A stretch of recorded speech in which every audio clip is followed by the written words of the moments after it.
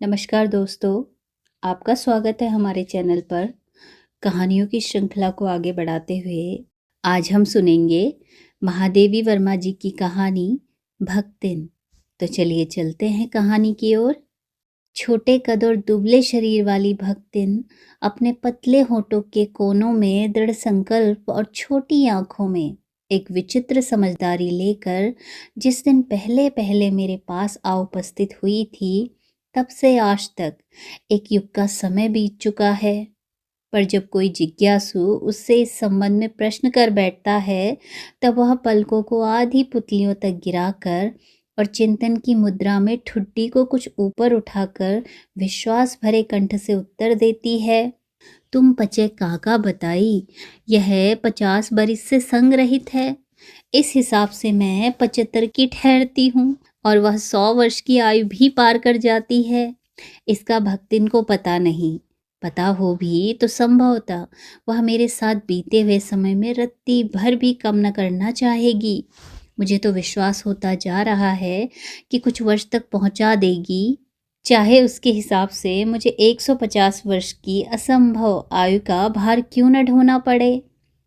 सेवक धर्म में हनुमान जी से स्पर्धा करने वाली भक्तिन किसी अंजना की पुत्री न होकर एक अनाम धन्या गोपालिका की कन्या है। नाम है लाछमिन अर्थात लक्ष्मी। पर जैसे मेरे नाम की विशालता मेरे लिए दुर्वा है, वैसे ही लक्ष्मी की समृद्धि भक्तिन के कपाल की कुंचित रेखाओं में नहीं बन सकी। वैसे तो जीवन में प्रायः सभी को अपने अपने नाम का विरोधाभास लेकर जीना पड़ता है, पर भक्तिन बहुत समझदार है, क्योंकि वह अपना समृद्धि सूचक नाम किसी को बताती नहीं।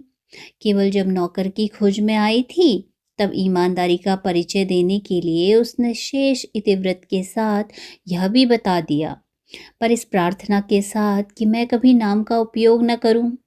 उपनाम रखने की प्रतिमा होती तो मैं सबसे पहले उसका प्रयोग अपने ऊपर करती। इस तथ्य को देहातिन क्या जाने, इसी से जब मैंने कंठीमाला देखकर उसका नया नामकरण किया, तब वह भक्तिन जैसे कवित्वहीन नाम को पाकर भी गदगद हो उठी। भक्तिन के जीवन का इतिवृत्त बिना जाने हुए उनके स्वभाव को पूर्णतः क्या अंशतः समझना भी कठिन होगा। वह ऐतिहासिक झूसी में गांव प्रसिद्ध एक अहीर सूरमा की इकलौती बेटी ही नहीं, विमाता की किंवदंती बन जाने वाली ममता की काया में भी पली है। 5 वर्ष की वय में उसे हंडिया ग्राम के एक संपन्न गोपालक की सबसे छोटी पुत्र वधू बनाकर पिता ने शास्त्र से 2 पग आगे रहने की ख्याति कमाई और 9 वर्षीय युवती का गौना देकर विमाता ने बिना मांगे पराया धन लौटाने वाले महाजन का पुण्य लूटा। पिता का उस पर अगाध प्रेम होने के कारण स्वभावतः ईर्ष्यालु और संपत्ति की रक्षा में सतर्क विमाता ने उनके मरणांतक रोग का समाचार तब भेजा जब वह मृत्यु की सूचना भी बन चुका था। रोने पीटने की अपशकुन से बचने के लिए सास ने भी उसे कुछ बताया। बहुत दिन से नहर नहीं गई, सो जाकर देख आवे, यही कहकर और पहना उड़ाकर सास ने उसे विदा कर दिया। इस अप्रत्याशित अनुग्रह ने उसे पैरों में जो पंख लगा दिए थे, वे गांव की सीमा में पहुंचते ही झड़ गए। हाय लक्ष्मण, अब आई की स्पष्ट पुनरावृत्तियां और स्पष्ट सहानुभूति दृष्टियां उसे घर तक ठेल के ले गई। पर वहां न पिता का चिन्ह शेष था, न विमाता के व्यवहार में शिष्टाचार का लेश था। दुख से शिथिल और अपमान से जलती हुई वह उस घर में बिना पानी पिए उल्टे पैरों ससुराल लौट पड़ी। सास को खरी खोटी सुनाकर उसने विमाता पर आया हुआ क्रोध शांत किया और पति के ऊपर गहने फेंक फेंक कर उसने पिता के चिर विछोह की मर्म व्यथा व्यक्त की। जीवन के दूसरे परिच्छेद में भी सुख की अपेक्षा दुख ही अधिक है। जब उसने गेहुए रंग और बटिया जैसे मुख वाली पहली कन्या के 2 संस्करण और कर डाले, तब सास और जिठानियों ने होंठ बिचका कर उपेक्षा प्रकट की। उचित भी था, क्योंकि सास 3-3 कमाऊ वीरों की विधात्री बनकर मचिया के ऊपर विराजमान पुरखिन के पद पर अभिषिक्त हो चुकी थी और दोनों जिठानियां कागभुषुंडी जैसे काले लालों की क्रमबद्ध सृष्टि करके इस पद के लिए उम्मीदवार थी। छोटी बहू के लीक छोड़कर चलने के कारण उसे दंड मिलना आवश्यक हो गया। जेठानियाँ बैठकर लोग चर्चा करती और उनके कलूटे लड़के धूल उड़ाते। वह मट्ठा फेरती, कूटती, पीसती, रांगती और उसकी नन्ही लड़कियां गोबर उठाती, कंडे पाथती। जेठानियाँ अपने भात पर सफ़ेद राब रखकर गाढ़ा दूध डालती और अपने गुड़ की डली के साथ कठौती में मट्ठा पीती उसकी लड़कियां चने बाजरे की घुघरी चबाती। इस दंड विधान के भीतर कोई ऐसी धारा नहीं थी जिसके अनुसार खोटे सिक्कों की टकसाल जैसी पत्नी के पति को विरक्त किया जा सकता। सारी चुगली चबाई की परिणति उसके पत्नी प्रेम को बढ़ाकर ही होती थी। जिठानियां बात बात पर घमाघम पीटी कूटी जाती, पर उसके पति ने कभी उसे उंगली भी नहीं छुआई। वह बड़े बाप की बड़ी बात वाली बेटी को पहचानता था। उसके अतिरिक्त परिश्रम, तेजस्विनी और पति के प्रति रोम रोम से सच्ची पत्नी को वह चाहता भी बहुत रहा होगा, क्योंकि उसके प्रेम के बल पर ही पत्नी ने अलगौजा करके सबको अंगूठा दिखा दिया। काम वही करती थी, इसीलिए गाय, भैंस, खेत खलिहान, अमराई के पेड़ आदि के संबंध में उसी का ज्ञान बहुत बड़ा चढ़ा था। उसने छांट छांट कर ऊपर से असंतोष की मुद्रा के साथ और भीतर से पुलकित होते हुए जो कुछ लिया वह सबसे अच्छा भी रहा। साथ ही परिश्रमी दंपति के निरंतर प्रयास से उसका सोना बन जाना भी स्वाभाविक हो गया। धूमधाम से बड़ी लड़की का विवाह करने के उपरांत पति ने घरौंदे से खेलती हुई 2 कन्याओं और कच्ची गृहस्थी का भार 29 वर्ष की पत्नी पर छोड़कर संसार से विदा ली।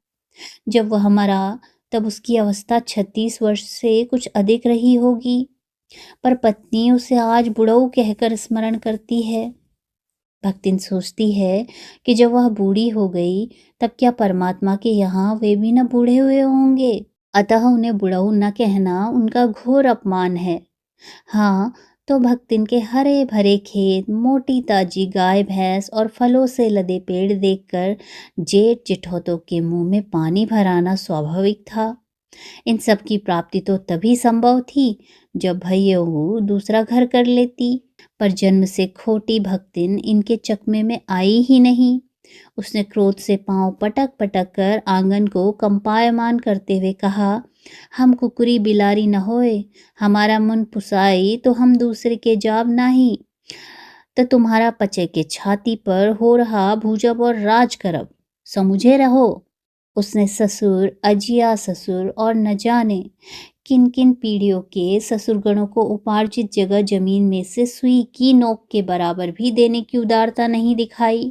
इसके अतिरिक्त गुरु से कान फुकवा, कंठी बांध पति के नाम पर घी से चिकने केशों को समर्पित कर अपने कभी न टलने की घोषणा कर दी। भविष्य में भी समर्पित सुरक्षित रखने के लिए उसने छोटी लड़कियों के हाथ पीले कर उन्हें ससुराल पहुंचाया और पति के चुने बड़े दामाद को घर जमाई बनाकर रखा। इस प्रकार उसके जीवन का तीसरा परिच्छेद आरंभ हुआ। भक्तिन का दुर्भाग्य भी उससे कम हटी नहीं था। इसी से किशोरी से युवती होते ही बड़ी लड़की भी विधवा हो गई। भैयहू से पार न पा सकने वाले जेठों और काकी को परास्त करने के लिए कटिबद्ध जिठौतों ने आशा की एक किरण देख पाई। विधवा बहन के गठबंधन के लिए बड़ा जिठौत अपने तीतर लड़ाने वाले साले को बुला लाया, क्योंकि उसका हो जाने पर सब कुछ उन्हीं के अधिकार में रहता है। भक्तिन की लड़की भी माँ से कम समझदार नहीं थी, इसी से उसने वर को नापसंद कर दिया। बाहर के बहनोई का आना चचेरे भाइयों के लिए सुविधाजनक नहीं था, अतः यह प्रस्ताव जहाँ का तहाँ रह गया। तब वे दोनों माँ बेटी खूब मन लगाकर अपनी संपत्ति की देखभाल करने लगी और मान न मान मैं तेरा मेहमान की कहावत चरितार्थ करने वाले वर के समर्थक उसे किसी न किसी प्रकार पति की पदवी पर अभिषिक्त करने का उपाय सोचने लगे। एक दिन माँ की अनुपस्थिति में वर महाशय ने बेटी को कोठरी में घुसकर भीतर से द्वार बंद कर लिया और उसके समर्थक गांव वालों को बुलाने लगे। अहीर युवती ने जब इस डकैत वर की मरम्मत कर कुंडी खोली तब पंच बेचारे समस्या में पड़ गए। तीतरबाज युवक कहता था वह निमंत्रण पाकर भीतर गया और युवती उसके मुख पर अपनी 5 उंगलियों के उभार में इस निमंत्रण के अक्षर पढ़ने का अनुरोध करती थी। अंत में दूध का दूध पानी का पानी करने के लिए पंचायत बैठी और सबने सिर हिला हिलाकर इस समस्या का मूल कारण कलयुग को स्वीकार किया। अपीलहीन फैसला हुआ कि चाहे उन दोनों में एक सच्चा हो, चाहे दोनों झूठे, पर जब वे एक कोठरी से निकले तब उनका पति पत्नी के रूप में रहना ही कलयुग के दोष का परिमार्जन कर सकता है। अपमानित बालिका ने होंठ काटकर लहू निकाल लिया और माँ ने आग्नेय नेत्रों से गले पड़े दामाद को देखा। संबंध कुछ सुखकर नहीं हुआ, क्योंकि दामाद अब निश्चिंत होकर तीतर लड़ाता था और बेटी विवश क्रोध से जलती रहती थी। इतने यत्न से संभाले हुए गाय ढोर खेती बाड़ी सब पारिवारिक द्वेष में ऐसे झुलस गए कि लगान अदा करना भी भारी हो गया। सुख से रहने की कौन कहे। अंत में एक बार लगान न पहुंचने पर जमींदार ने भक्तिन को बुलाकर दिन भर कड़ी धूप में रखा। यह अपमान तो उसकी कर्मठता में सबसे बड़ा कलंक बन गया। अतः दूसरे ही दिन भक्तिन कमाई के विचार से शहर आ पहुंची। घुटी हुई चांद को मोटी धोती से ढाके और मानो सब प्रकार की आहट सुनने के लिए एक कान कपड़े से बाहर निकाले हुए भक्तिन जब मेरे यहाँ सेवक धर्म में दीक्षित हुई, तब उसके जीवन के चौथे और संभवतः अंतिम परिच्छेद का जो अर्थ हुआ, इसकी इति अभी दूर है। भक्तिन की वेशभूषा में गृहस्थ और बैरागी का सम्मिश्रण देखकर मैंने शंका से प्रश्न किया, क्या तुम खाना बनाना जानती हो? उत्तर में उसने ऊपर से होंठ को सिकोड़े और नीचे के अधर को कुछ बढ़ाकर आश्वासन की मुद्रा के साथ कहा, ई कौन बड़ी बात आए। रोटी बनाए जानित है, दाल रान लेत है, साग भाजी छौक सकित है, और बाकी का रहा। दूसरे दिन तड़के ही सिर पर कई लोटे औंधा कर उसने मेरी धुली धोती जल के छींटा से पवित्र कर पहनी और पूर्व के अंधकार और मेरी दीवार से फूटते हुए सूर्य और पीपल का 2 लोटे जल से अभिनंदन किया। 2 मिनट नाक दबाकर जप करने के उपरांत जब वह कोयले की मोटी रेखा से अपने साम्राज्य की सीमा निश्चित कर चौके में प्रतिष्ठित हुई, तब मैंने समझ लिया कि इस सेवक का साथ टेढ़ी खीर है। अपने भोजन के संबंध में नितांत वीतराग होने पर भी मैं पाक विद्या के लिए परिवार भर में प्रख्यात हूँ और कोई भी पाक कुशल दूसरे के काम में नुक्ताचीनी किए बिना नहीं रह सकता। पर जब छूत पाक पर प्राण देने वाले व्यक्तियों का बात बात पर भूखा मरना स्मरण हो आया और भक्तिन की शंका कुल दृष्टि में छिपे हुए निषेध का अनुभव किया, तब कोयले की रेखा मेरे लिए लक्ष्मण की धनुष से खींची हुई रेखा के समान दुर्लभ्य हो गई। निरुपाय अपने कमरे में बिछौने पर पड़कर नाक के ऊपर खुली हुई पुस्तक स्थापित कर मैं चौकी के पीढ़े पर आसीन अनाधिकारी को भूलने का प्रयास करने लगी। भोजन के समय जब मैंने अपनी निश्चित सीमा के भीतर निर्दिष्ट स्थान ग्रहण किया, तब भक्तिन ने प्रसन्नता से लबालब दृष्टि और आत्मतुष्टि से आप लावित मुस्कुराहट के साथ मेरी फूल की थाली में 1 अंगुल मोटी और गहरी काली चित्तीदार 4 रोटियां रखकर उसे टेढ़ी कर गाढ़ी दाल परोस दी। पर जब उसके उत्साह पर तुषारपात करते हुए मैंने रुआंसे भाव से कहा, यह क्या बनाया है, तब वह हतबुद्धि हो रही। रोटियां अच्छी सेकने के प्रयास में कुछ अधिक खरी हो गई हैं, पर अच्छी हैं। तरकारियाँ थी, पर जब दाल बनी है तब उनका क्या काम। शाम को दाल न बनाकर तरकारी बना दी जाएगी। दूध घी मुझे अच्छा नहीं लगता, नहीं तो सब ठीक हो जाता। अब न हो तो अमचूर और लाल मिर्च की चटनी पीस ली जावे। उससे भी काम न चले तो वह गांव से लाई हुई गठरी में से थोड़ा सा गुड़ दे देगी। और शहर के लोग क्या कलाबत्तू खाते हैं, फिर वह कुछ अनाड़िन या फूहड़ नहीं। उसके ससुर, पितिया ससुर, अजिया सास आदि ने उसकी पाक कुशलता के लिए न जाने कितने कितने मौखिक प्रमाण दे डाले हैं।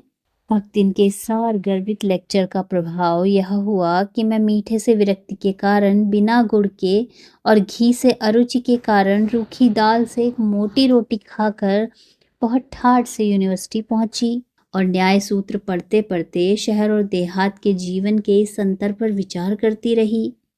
अलग भोजन की व्यवस्था करनी पड़ी थी अपने गिरते हुए स्वास्थ्य और परिवार वालों की चिंता निवारण के लिए, पर प्रबंध ऐसा हो गया कि उपचार का प्रश्न ही खो गया। इस देहाती वृद्धा ने जीवन की सरलता के प्रति मुझे इतना जागृत कर दिया था कि मैं अपनी असुविधाएं छिपाने लगी। सुविधाओं की चिंता करना तो दूर की बात। इसके अतिरिक्त भक्तिन का स्वभाव ही ऐसा बन चुका है कि वह दूसरों को अपने मन के अनुसार बना लेना चाहती है, पर अपने संबंध में किसी प्रकार के परिवर्तन की कल्पना तक उसके लिए संभव नहीं। इसी से आज मैं अधिक देहाती हूँ, पर उससे शहर की हवा नहीं लग पाई। मकई का रात को बना दलिया सवेरे मट्ठे से सौंधा लगता है। बाजरे के तिल लगाकर बनाए हुए पुए गरम कम अच्छे लगते हैं। ज्वार के भुने हुए भुट्टे के हरे दानों की खिचड़ी स्वादिष्ट होती है। सफ़ेद महुए की लपसी संसार भर के हलवे को लजा सकती है। आदि वह मुझे क्रियात्मक रूप से सिखाती रहती है, पर यहाँ का रसगुल्ला तक भक्तिन के पोपले मुंह में प्रवेश करने का सौभाग्य नहीं प्राप्त कर सका। मेरे रात दिन नाराज होने पर भी उसने साफ धोती पहनना नहीं सीखा, पर मेरे स्वयं धोकर फैलाए हुए कपड़ों को भी वह तह करने के बहाने सिलवटों से भर देती है। मुझे उसने अपनी भाषा की अनेक दंत कथाएं कंठस्थ करा दी हैं, पर पुकारने पर वह ओए के स्थान में जी कहने का शिष्टाचार भी नहीं सीख सकी। भक्तिन अच्छी है यह कहना कठिन होगा, क्योंकि उसमें दुर्गुणों का अभाव नहीं है। वह सत्यवादी हरिश्चंद्र नहीं बन सकती, पर नरोवा कुंजरोवा कहने में भी विश्वास नहीं करती। मेरे इधर उधर पड़े पैसे रुपए भंडार घर की किसी मटकी में कैसे अंतर्निहित हो जाते हैं, यह रहस्य भी भक्तिन जानती है। पर इस संबंध में किसी के संकेत करते ही वह उसे शास्त्रार्थ करने के लिए ऐसी चुनौती दे डालती है जिसको स्वीकार कर लेना किसी तर्क शिरोमणि के लिए भी संभव नहीं। यह उसका अपना घर ठहरा, पैसा रुपया जो इधर उधर पड़ा देखा संभाल कर रख लिया। यह क्या चोरी है? उसके जीवन का परम कर्तव्य मुझे प्रसन्न रखना है।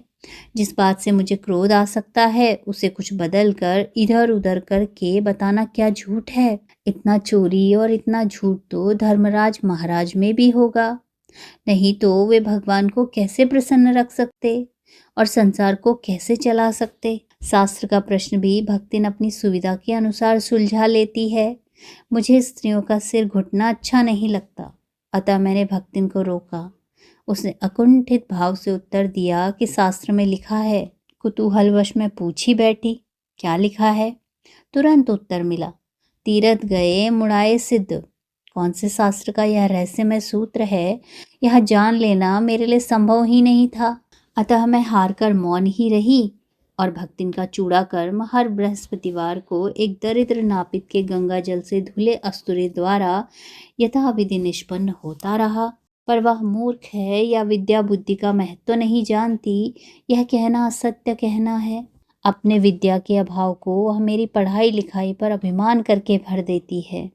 एक बार जब मैंने सब काम करने वालों से अंगूठे के निशान के स्थान में हस्ताक्षर लेने का नियम बनाया, तब भक्तिन बड़े कष्ट में पड़ गई, क्योंकि एक तो उससे पढ़ने की मुसीबत नहीं उठाई जा सकती थी, दूसरे सब गाड़ीवान दाइयों के साथ बैठकर पढ़ना उसकी वयोवृद्धता का अपमान था। अतः उसने कहना आरंभ किया, हमार मलकिन तो रात दिन किताबें माँ गड़ी रहती है, अब हमो पढ़े लागब तो घर गृहस्थी कौन देखी सुनी। पढ़ाने वाले और पढ़ने वाले दोनों पर इस तर्क का ऐसा प्रभाव पड़ा कि भक्तिन इंस्पेक्टर के समान क्लास में घूम घूम कर किसी के आय की बनावट, किसी के हाथ की मंथरता, किसी के बुद्धि की मंदता पर टीका टिप्पणी करने का अधिकार पा गई।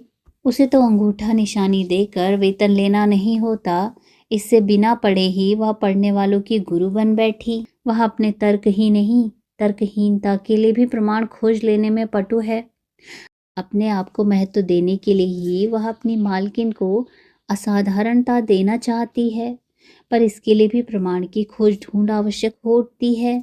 जब एक बार मैं उत्तर पुस्तकों और चित्रों को लेकर व्यस्त थी, तब भक्तिन सबसे कहती घूमी, ओ बेचारो तो रात दिन काम में झुकी रहती है और तुम पचे घूमती फिरती हो, चलो तनिक तनिक हाथ बटाई लो।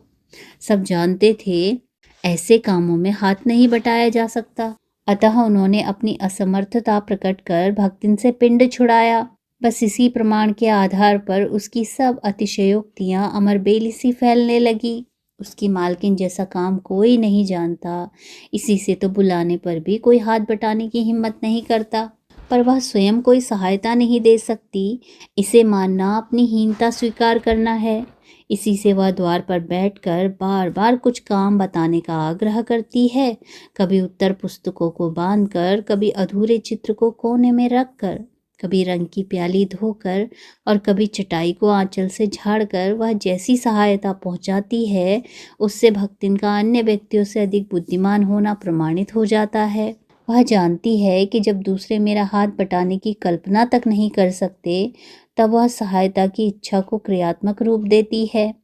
इसी से मेरी किसी पुस्तक के प्रकाशित होने पर उसके मुख पर प्रसन्नता की आभा वैसे ही उद्भासित होती है जैसे स्विच दबाने से बल्ब में छिपा आलोक।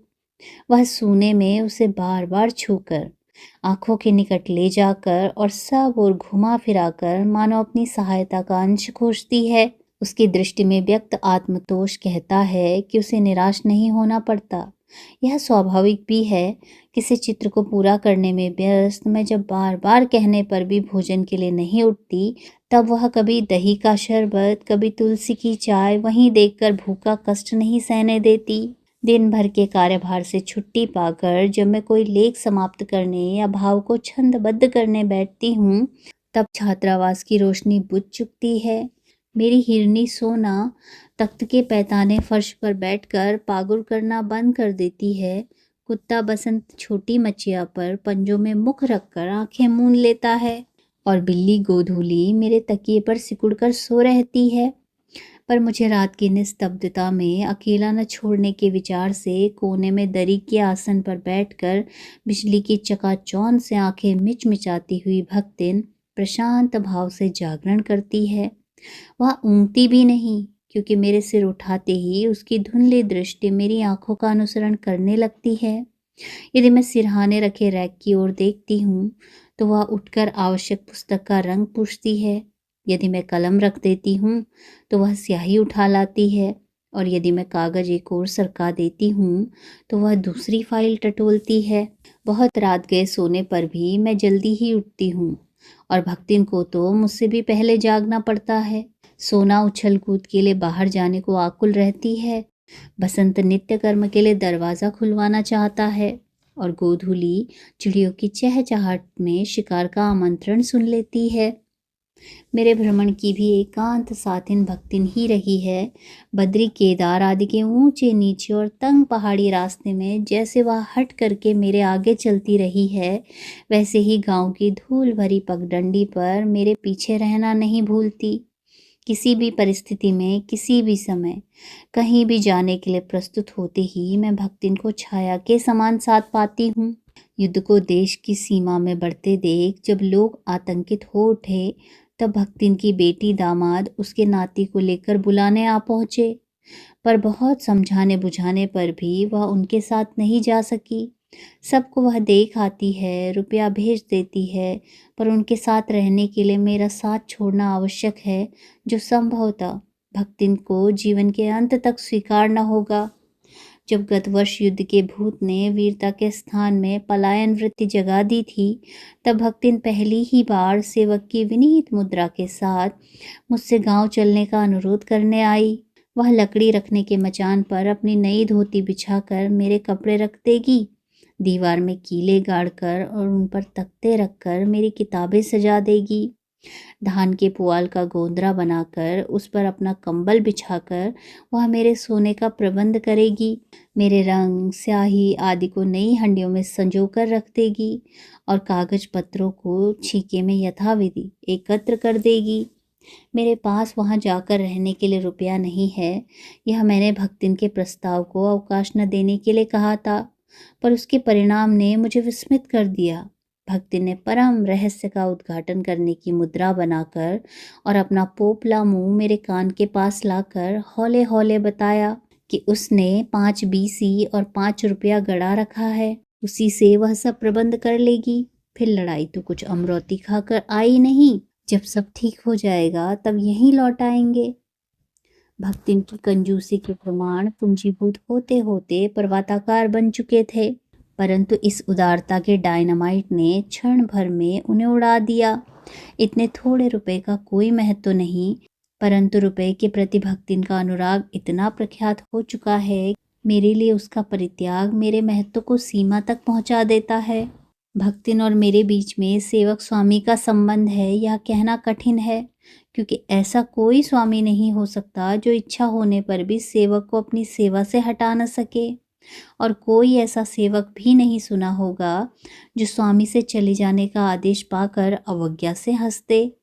भक्तिन को नौकर कहना उतना ही असंगत है जितना अपने घर में बारी बारी से आने वाले अंधेरे उजाले और आंगन में फूलने वाले गुलाब और आम को सेवक मानना। वे जिस प्रकार एक अस्तित्व रखते हैं, जिसे सार्थकता देने के लिए हमें सुख दुख देते हैं, उसी प्रकार भक्तिन का स्वतंत्र व्यक्तित्व अपने विकास के लिए परिचय करने के लिए ही मेरे जीवन को घेरे हुए है। परिवार और परिस्थितियों के कारण उसके स्वभाव में जो विषमताएं उत्पन्न हो गई हैं, उनके भीतर से एक स्नेह और सहानुभूति की आभा फूटती रहती है। इसी से उसके संपर्क में आने वाले व्यक्ति उसमें जीवन की सहज मार्मिकता ही पाते हैं। छात्रावास की बालिकाओं में से कोई अपनी चाय बनवाने के लिए उसके चौके में कोने में घुसी रहती है, और कोई दूध औटवाने के लिए देहली पर बैठी रहती है। कोई बाहर खड़ी मेरे लिए बने नाश्ते को चख कर उसके स्वाद की विवेचना करती रहती है। मेरे बाहर निकलते ही सब चिड़ियों के समान उड़ जाती हैं और भीतर आते ही यथास्थान विराजमान हो जाती हैं। इन्हें आने में रुकावट न हो, संभवतः इसी से भक्तिन अपना दोनों जून का भोजन सवेरे ही बनाकर ऊपर के आले में रख देती है, और खाते समय चौके का एक कोना धोकर पाक छूत के सनातन नियम से समझौता कर लेती है। मेरे परिचितों और साहित्यिक बंधुओं से भी भक्तिन विशेष परिचित है, पर उनके प्रति भक्तिन के सम्मान की मात्रा मेरे प्रति उनके सम्मान की मात्रा पर निर्भर है, और सद्भाव उनके प्रति मेरे सद्भाव से निश्चित होता है। इसी संबंध में भक्तिन की सहज बुद्धि विस्मित कर देने वाली है। वह किसी को आकार प्रकार और वेशभूषा से स्मरण करती है और किसी को नाम के अपभ्रंश द्वारा। कवि और कविता के संबंध में उसका ज्ञान बड़ा है, पर आदर भाव नहीं। किसी के लंबे बाल और अस्त व्यस्त वेशभूषा देखकर वह कह उठती है, काहू कवित्व लिख जानत है, और तुरंत ही उसकी अवज्ञा प्रकट हो जाती है। तब वो कुछो करे है धरी है ना, बस गली गली गाउत बजावत फिरे है, पर सबका दुख उसे प्रभावित कर सकता है। विद्यार्थी वर्ग में से कोई जब कारागार का अतिथि हो जाता है, तब उस समाचार से व्यथित भक्तिन बीता बीता भरे लड़कन का जेहल कलजुग रहा तौन रहा, अब पढ़ ले हो जाई, उनकर माई का बड़े लाट तक लड़े का चाहिए कहकर दिन भर सबको परेशान करती रहती है। बापू से लेकर साधारण व्यक्ति तक सबके प्रति भक्तिन की सहानुभूति एक रस दिखती है। भक्तिन के संस्कार ऐसे हैं कि वह कारागार से ऐसे ही डरती है जैसे यमलोक से। ऊंची दीवार देखते ही वह आंख मूंद कर बेहोश हो जाना चाहती है। उसकी यह कमजोरी इतनी प्रसिद्धि पा चुकी है कि लोग मेरे जाने की संभावना बता बता कर उसे चिढ़ाते रहते हैं।